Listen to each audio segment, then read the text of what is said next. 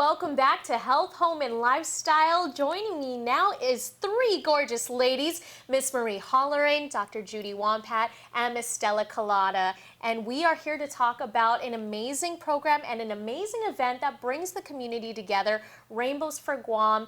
It is the 34th annual and the second virtual walk run. So Miss Marie, can you please tell us, before we talk about the event, tell us about Rainbows and what you guys do for the community. Okay, thank you. Rainbows is a program that is non-profit organization. It is a peer support group for children that are going through life-altering crisis.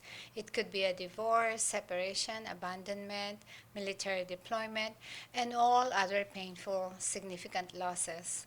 In Rainbows, we help the children navigate their emotional feelings of loss and foster feelings of acceptance, forgiveness, healing, hope for a better, brighter tomorrow.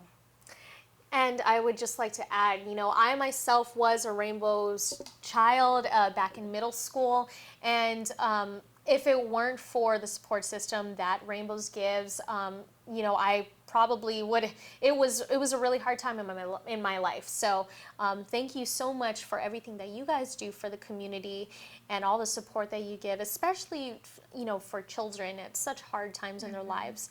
And this is a big event. We're talking about the Rainbows for All Children Guam. Again, it's the 34th annual. You guys have come a long way so far. How has it been? A lot of blood, sweat, and tears. Yes. How has the journey been? Well, Marie actually came to my school when I was the principal of Beneventi Middle School, and she was my nurse. And we had several completed suicide by middle schoolers. And so Marie approached me about it. My fear prior to this was because she came from the private schools, and there was Rainbows for all God's children. And because we were a public school, we couldn't very well, have that program in our schools. She told me, however, that it is now Rainbows for, all children, which will be then appropriate for public school kids. And because of that incident, it was important to get the program started, but it couldn't start without the consent or the principal of the school basically supporting this. Otherwise, it would never happen. It wouldn't be successful. So we were successful in training over 34 teachers and other adults on the campus to basically give up, about 20 minutes of their lunchtime with about 3 to 5 students, and we go through the whole process of grieving with the children. And so since then, God, I don't even know what year that was. It would just date me. 1989. Okay.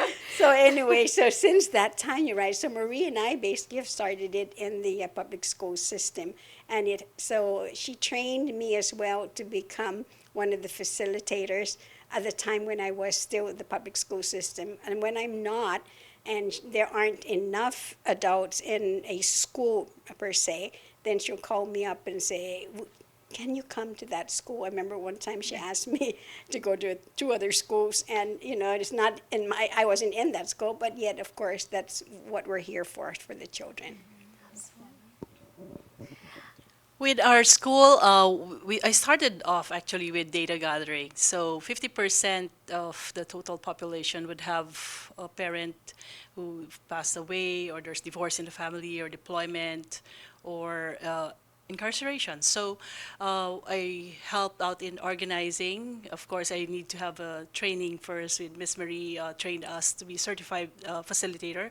Even if I started with just one, and then the next year 2, and then I can say at this time there are around more than 50% of our teachers at the Wedding Elementary School who are certified.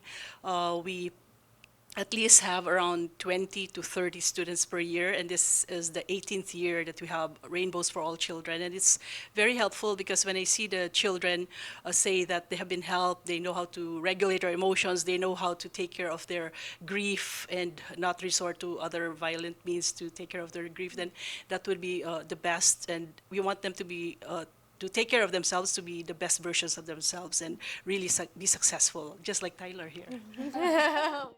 So make sure to mark your calendars. Again, the date is March 19. It's the 34th annual and the second virtual Rainbows Run Walk. Ladies, thank you so much for joining us, and we look forward to seeing you again for the 35th. Hopefully, it's fully in person this time. Yes, yes. More health, home, and lifestyle when we return.